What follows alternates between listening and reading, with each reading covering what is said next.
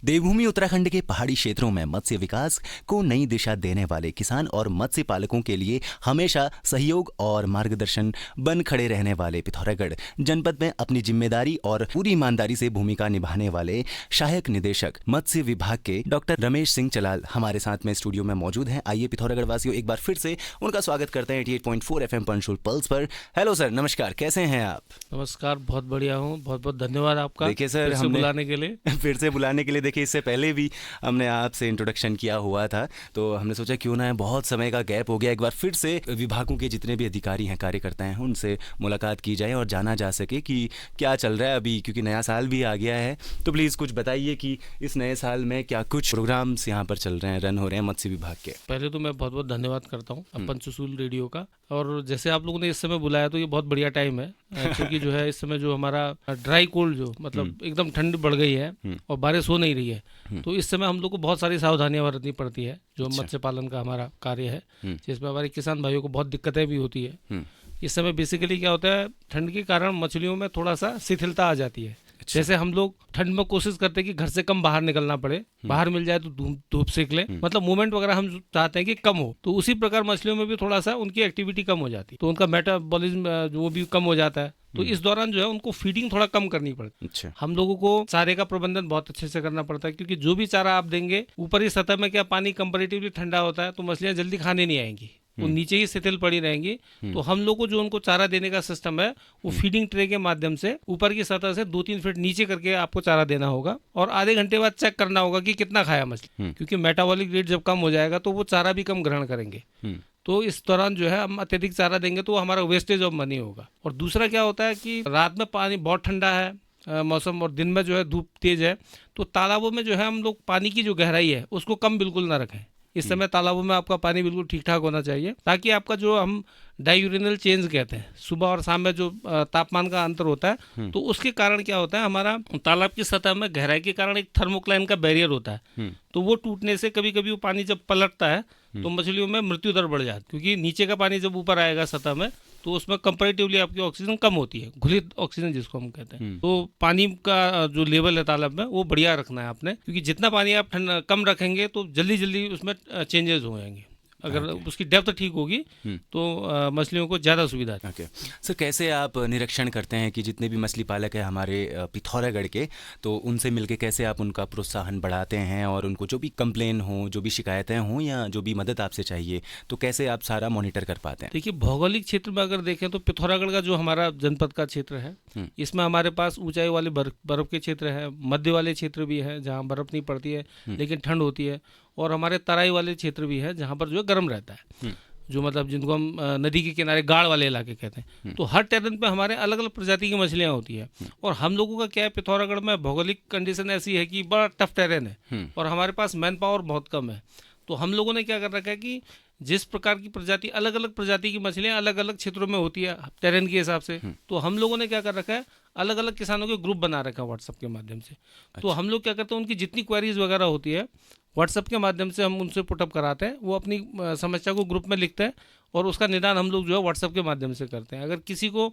हमने जो व्हाट्सएप पे दिया है वो समझ में नहीं आ रहा है, तो वो डायरेक्टली टेलीफोन के लिए भी हमसे जो है संवाद करता है, तो हम उसके भी निराकरण की कोशिश उसी के माध्यम से करते हैं। और बाकी जैसे आजकल हमारे सरकार की महत्वाकांक्षी योजना चल रही है, जन जन की सरकार जन जन के द्वार, तो उसके तहत हम लोग गाँव में कुछ योजनाएं आप जरूर बताइए जो अभी आप सलाह देना चाहेंगे कि लोगों को अपनानी चाहिए मत्स्य पालन के लिए। जी बिल्कुल बिल्कुल। तो ये जो जन जन की वाले कार्यक्रम में हम लोग जा रहे हैं, तो हम लोग मैक्सिमम कोशिश करते हैं कि हम लोगों तक हमारी रीच हो, जो हमारे समाज का अंतिम तबके का बंदा है वहाँ तक भी हम लोग पहुँचे, उनको जो है सरकारी योजनाओं से हम लोग जोड़ सकें। इस समय जो हमारे विभाग में संचालित योजनाएं हो रही है, तो हमारा जो ठंडा वाला क्षेत्र है, खासकर धारचूला और मुंचारी, कुछ हद तक डीडीआर का और कनाली छिदा का, तो यहाँ पर हम लोग ट्राउट पालन को ज़्यादा एम्फेसाइज कर रहे हैं, क्योंकि इसमें इस समय मार्केटिंग की बिल्कुल समस्या नहीं है। हम लोग का जो आर्मी, आईटीबीपी के और एसएसबी के साथ जो एमओयू है, उसके तहत जितना भी हमारा उत्पादित है मछली का, जो भी उत्पादन हो रहा है ट्राउट वगैरह, वो सीधे सीधे इन फोर्सेस को चला जा रहा है। तो इससे क्या हो रहा है कि हमारे जवानों को ताज़ी मछली मिल जा रही है,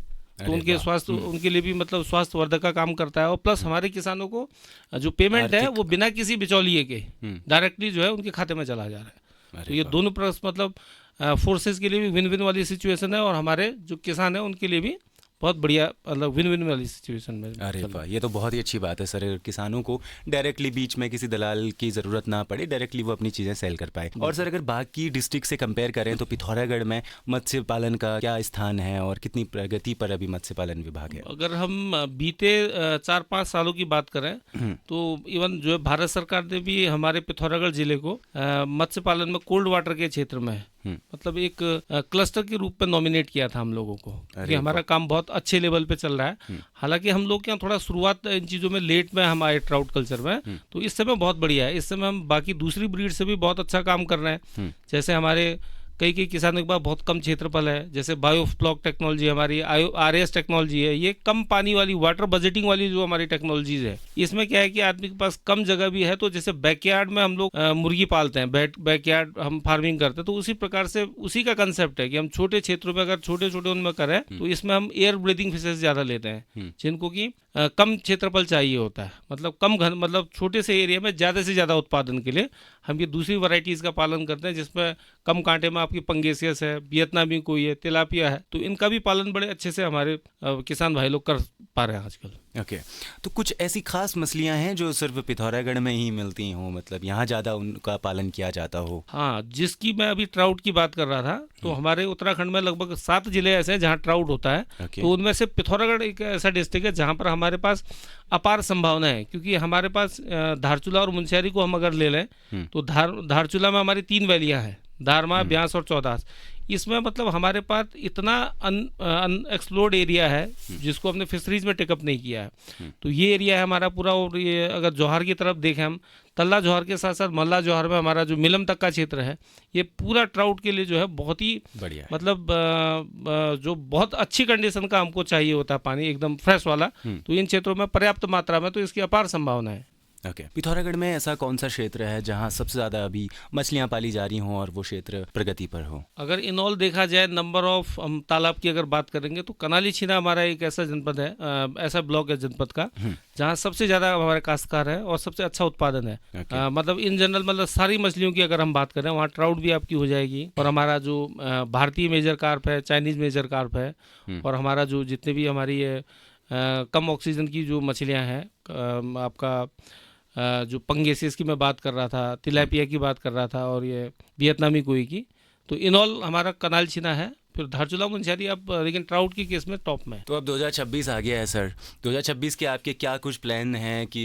इस क्षेत्र में ऐसा करना है? कितने आगे आप देख पाते हैं 2026 खत्म होते होते मत्स्य विभाग को? निश्चित रूप में 2026 अगर हम देखें तो हमारे लिए हम लोगों ने कुछ इसमें गोल सेटअप किए हैं। जैसे मैं हमारा मुंशियारी वाला क्षेत्र कह रहा था कि हम लोग इसमें जो है मिलम तक हम आगे काम करने का प्लान है। अब जो वाइब्रेंट विलेज प्रोग्राम में भी हम लोग को जो ब्यास धारमा के गांव है, वहाँ पर भी हम लोग ट्राउट फार्मिंग को जो है वहाँ तक एक्सपेंशन चाह रहे हैं। अगली चीज़ है, जो मेन चीज़ आती है कि भाई हमारा उत्पादन अगर इस लेवल में होगा तो उसके बाद हम लोगों को इसकी मार्केटिंग के लिए थोड़ा सा प्लान करना होगा। तो इसके लिए क्या है कि जब मछली हमारा जैसे भी उत्पादित हो रहा है वो एक रॉ फॉर्म में है, तो उसको हम प्रोसेसिंग के लिए, हमारा भिंड में प्रोसेसिंग यूनिट बन के लबा तैयार है, तो प्रोसेसिंग यूनिट हमारी बन के तैयार हो जाएगी, तो फिर मछलियों के जो हम डिब्बा बंद उत्पाद हैं, जो हमारे फोर्सेस अग्रिम चौकियों तक बहुत विंटर्स में जा रहे हैं, जहाँ तक उस समय ट्रांसपोर्टेशन हम नहीं कर पाएंगे, तो ये डिब्बा बंद वाला कंसेप्ट भी हम लेके आने की कोशिश कर रहे हैं इस बार। अरे भाई, तो बहुत ही अच्छी बात है। आपको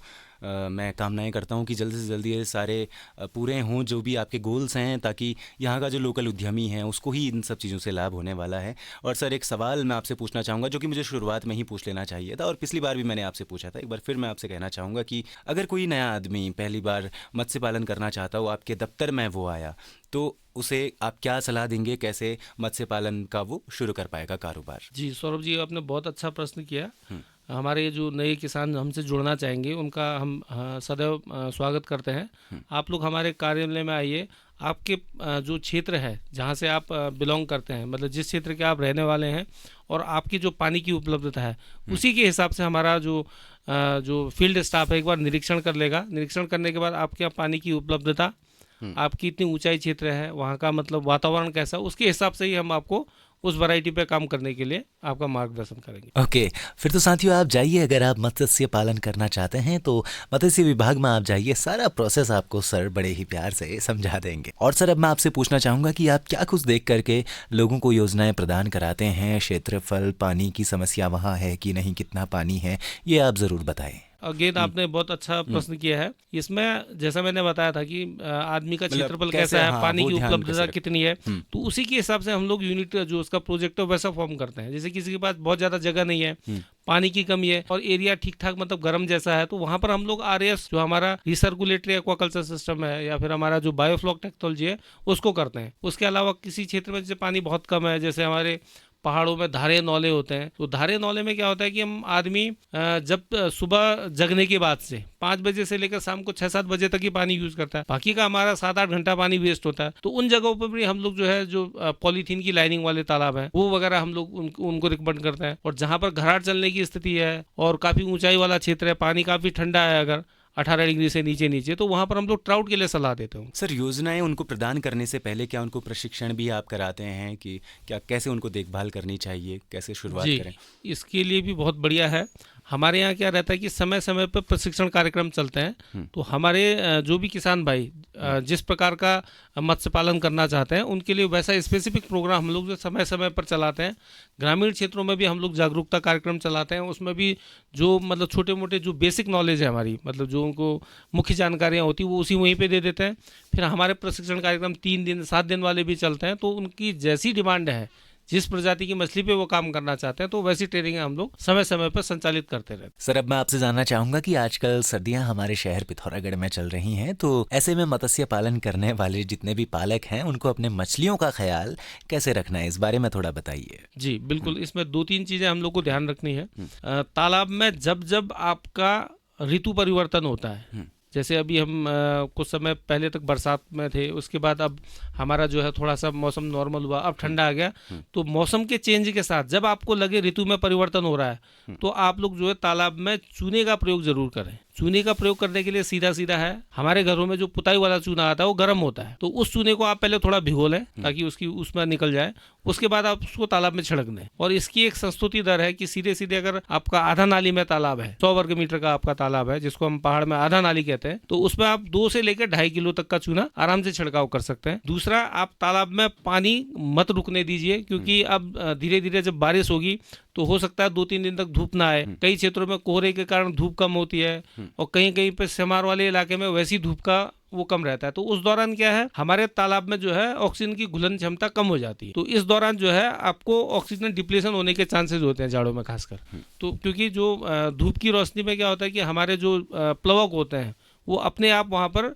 एक जो हमारी भोजन बनाने की प्रक्रिया में ऑक्सीजन बनाते हैं, तो वो नहीं बन पाता है धूप की कमी के कारण। तो इसीलिए आप पानी को कभी रुकने ना दें। अगर दिन में आपका पानी रुक भी जाता है तो रात भर में पानी आप उसका लगातार चलाते रहें। तालाब में पानी की गहराई बिल्कुल कम ना होने दें। और जो चारे का प्रबंधन मैंने बताया था शुरू में कि चारा इस समय आप लोग को कम करना है। अच्छा, चारा कम करना है सर्दियों के समय में, क्योंकि उनकी जो शारीरिक क्रियाएं वो थोड़ा सा आप उनकी ढीली हो जाती है, तो वो चारा भी कम खाते हैं और इस समय उनका मूवमेंट भी बड़ा कम होता है, तो वो आप चारा थोड़ा कम कर लेंगे। बस ये 2-3 चीजें अगर मोटी मोटी बात ध्यान में रखेंगे तो कोई समस्या नहीं होगी आप। ओके सर, अब आखिरी सवाल मैं आपसे ये पूछना चाहूँगा कि जितने भी मत्स्य पालक हैं पिथौरागढ़ के, उनके लिए तो आपने बहुत सारी जानकारियाँ दे दी, लेकिन जितने भी लोग मत्स्य पालन करना चाहते हैं उन तक आप अपना क्या मैसेज पहुँचाना चाहेंगे FM पंचकुला पल्स के माध्यम से? मेरा उनको मैसेज ये है कि हमारे पहाड़ में असीम संभावनाएं हैं, हमारे पास अभी डिमांड बहुत है और उस हिसाब से हमारा उत्पादन नहीं है, तो नए काश्तकार जितने भी आप लोग जुड़ना चाह रहे हैं, हमारे यहाँ अप्रैल माह से हम लोग आवेदन शुरू कर देते हैं, तो आप लोग प्रथम आओ प्रथम पाओ के आधार पर हमारे अप्रैल से अपने आवेदन कर लें।